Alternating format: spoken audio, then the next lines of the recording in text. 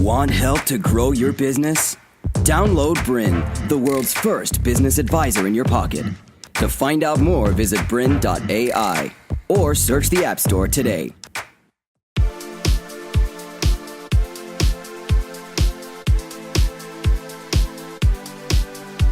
Welcome to The Human Element. My name's Nicole Wales. I'm the founder and managing director of Human Tribe, and I'm your host for the Human Element series.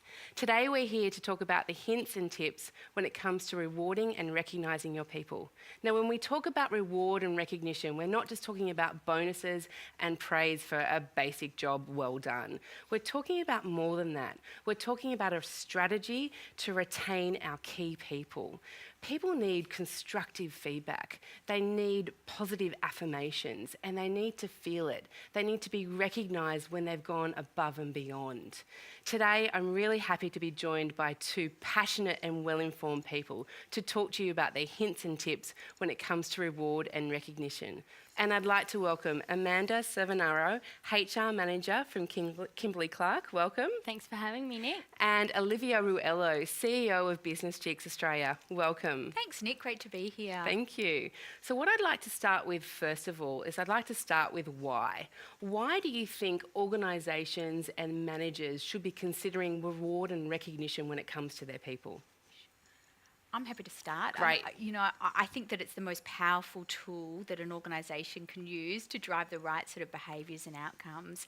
Closely aligned with the strategic sort of agenda for the organisation. It's the most powerful way of saying to your team or your community, hey, these are the sorts of attitudes and behaviours and outcomes that are really well respected and regarded in this organisation, and it's a really powerful way of telling your employees that you really value them and their hard work in terms of helping to achieve the strategic agenda for the business. Yeah, brilliant. What about you, Amanda? What do you think?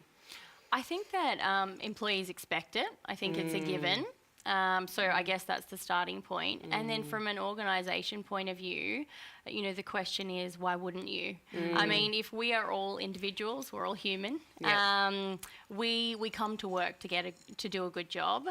At the same time, it's not enough to just come to work and get paid. And, there's a lot of research around that. Yeah. So I think there has to be a little bit of more give and take. And I guess where I've seen it work really well is when you look at it from the lens of the individual and their motivations, as well as obviously what Olivia's talking about from a strategic point of view to say, what are the types of behaviours and values or results that we're trying to drive? Absolutely. I think humans are sort of inherently driven by reward and recognition. Yep. So, if you have a culture of rewarding and recognising people, then you can have a much more engaged, workforce. Yep. What if today potentially we've got some cynics in the audience, okay? I know that I've worked with a CEO whose motto was, your job is your bonus. Yeah, sure, so right. What do we say to people to convince them otherwise? I get that inherently it makes sense to your organisation and the way that you operate. What would you say to the cynics? I would say you're probably not going to have people that stick around. Yep. You're not going to be building a culture that's conducive to growth and all of the sort of key business objectives, I suppose, that a leadership group might have or aspire to. Your people are going to disengage, be demotivated, and probably spending their Monday mornings looking for another job. Seek won't be open on that. Yeah, for sure. I would say if you're not into it, then you're not untapping the full potential of someone's performance. Absolutely. So there's some really great research that's done by Barry Posner and James Couzet, and they talk about asking employees the question. And they say, do you need encouragement when you come to work? And surprisingly, their research actually showed that employees said, no, we don't need encouragement to come to work. So that's the one for the cynics. However, when they reframed the question and they said, well, when you get encouragement, does that drive greater performance? And do you feel more motivated at work? 100% of those that were surveyed actually said yes. Wow. So I think it's really powerful, and I love that you've brought up the cynics, because they might be asking the first question, and that means we're really not untapping the full potential of an individual. Brilliant. Yeah. So say we've got, again, a leader or a business person watching this episode today, and say they haven't really thought about rewarded recognition, or they're not happy with what they've been doing. How do you start to think about this? Where do you begin? Yeah. I mean, I think it's really important. Communication's the key, and driving a feedback culture, so to speak, is a huge part of growing in an organisation and being able to scale your business as well. Yeah. So I think if you want to be able to give feedback to your employees, you know, the flip side of that in terms of their coaching and, hey, you could have done this a little bit better, is, hey, you did this really, really well, and as a result, we're going to reward that with positive sort of reinforcement and some kind of incentive or reward.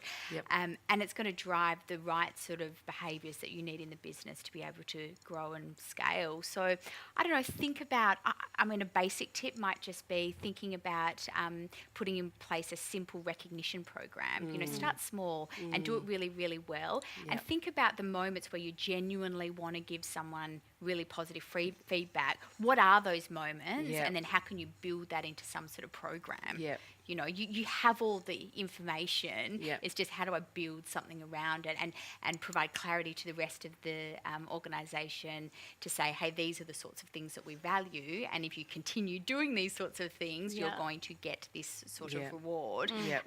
You know, it doesn't need to be over-engineered. No, Yeah, I think agreed. that's key. I think a lot of people try and overcomplicate it, and simple is often more powerful than something that's too hard to understand, Yeah, and it's not definitely. transparent. Absolutely. And yeah, absolutely. And start with non-monetary rewards, Yes. perhaps. You Yeah. know, if you're a small business, which I'm sure some of the viewers are, you sort of think, God, I don't have a spare $1,000 every fortnight to be giving out, you know, store cards or whatever traditional reward program might look like.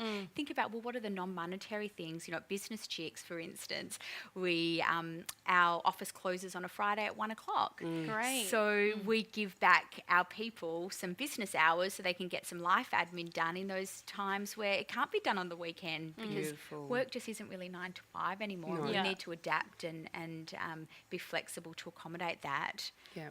Yes. Yeah, agreed. And I think it's looking at it holistically too, that if you don't have a lot of money and you go back to that individual driver around what motivates me, we've had really great success in saying, you know, you can have one day a year where you go out and volunteer in the community, or, you know, how can you live well and be more flexible if you need to pick up the kids from school.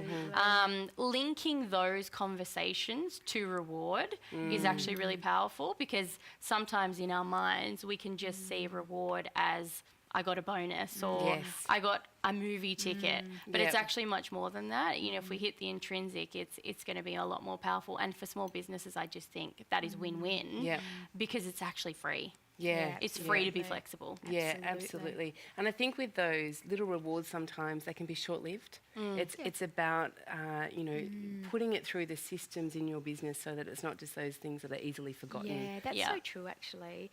You know, when we implemented the 1 p.m. Friday change, you know, that's now consistently been in place for a number of years at Business Chicks. And what we find is Monday through Thursday, people just work a lot harder. Yeah. You know, Yeah, they want to interesting. be able to get out the door at 1 o'clock. It's so ingrained in our culture now that it's not a short-lived, you know, it's something that people really continue to, you know, I constantly get feedback from people saying, you know, the 1 p.m. Friday thing is such a gift for me. It continues to be such a gift for me. I get time to do volunteer work or to spend time with my family or to get involved in an activity that I wouldn't otherwise be involved in, or to see my doctor or to go to the dentist, you know, and that matters a lot to me. So, so I think that you're right, Nick. Yeah, brilliant. Well, ladies, when we come back, we're actually going to explore a little bit more around recognition specifically. So we'll come back in a moment. Great, thanks. Thank you. Welcome back to The Human Element. Today we're talking about hints and tips on how to reward and recognise your people.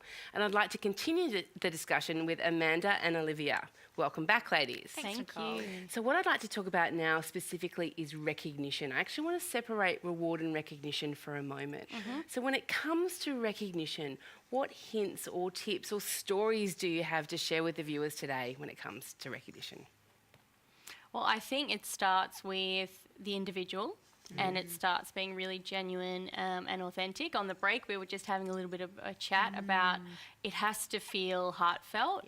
And, you know, I work for a larger corporate organisation, and we have fantastic frameworks and structured reward programs. But if the delivery of the conversation from the team leader, which is usually who it comes from, or your peer, is not heartfelt, that's where it's not successful. So my number one key tip is definitely that it's got to be genuine and it's got to be from the heart. Yeah, absolutely. Couldn't agree more. 100% agree, Amanda. You know, and again, I'll go back to the start small. You don't need to over-engineer this. Yes, you need some things that happen each week. You know, work employees like to feel like there's a bit of consistency in the workplace. So we at Business Chicks, I do a weekly note to the whole team, which is a big shout out to people that have really done wonderful work the week before, done, you know, beyond the BAU sort of activity. They've really gone up and beyond what's expected of them in their role, or they've delivered on something really, really large. And I know that it makes them feel really good, that sort of public shout out, and it's not, you know, publicly standing up and getting them to stand up. It's just writing it in a note, and I know they value that. But beyond that, I think the little surprise and delight elements of recognition are really important as well. So, you know, writing your whole team notes at Christmas time around things that, you know, you really value about them as humans, not just about their work, you know. This is something that I really respect in you. It means a lot to your people. So making sure that you're consistently doing those things. And To continue enjoying this presentation, download BRiN, the world's first business advisor in your pocket. To find out more, visit BRiN.ai or search the App Store today.